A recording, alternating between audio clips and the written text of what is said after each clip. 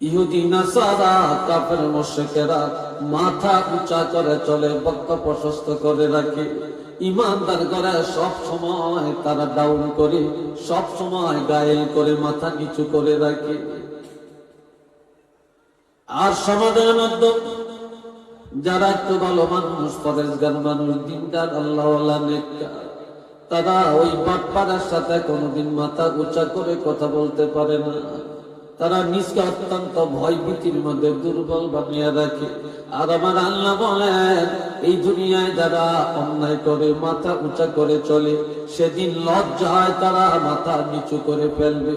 আর এই দুনিয়ায় আমি আল্লাহর পথে চলতে যায় যারা মাথা নিচু করে চলে, তারা সেদিন রাজা বাদশার মতো মাথা উঁচা করে করে দলে দলে জান্নাতে চলে যাবে।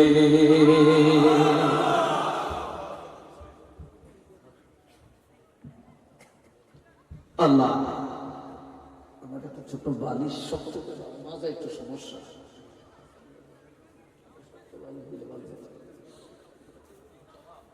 আল্লাহ, ওই যে আপনারা মাঝখানে আউট মাছের থালার মতো রেখে গোল হয়ে বসছে, কি ব্যাপারটা?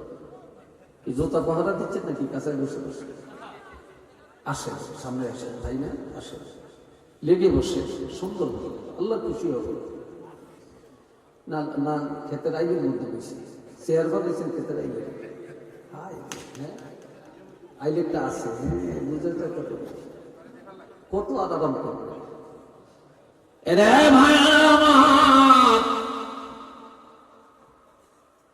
আমার আল্লাহ বলেন,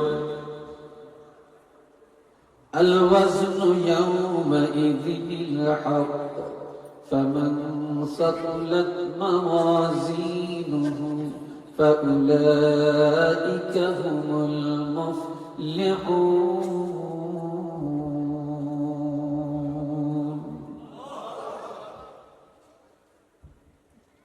আমরা দুনিয়াতে টাকা গণি, ঠিক না?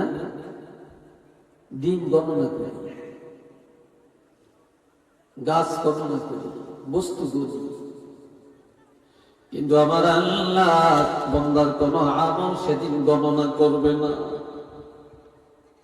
সেদিন প্রত্যেকটা মানুষের আমল গুলা পাল্লায় ওজন দেওয়া হবে। সেদিন পাল্লায় ওজন করা হবে, গণনা হবে।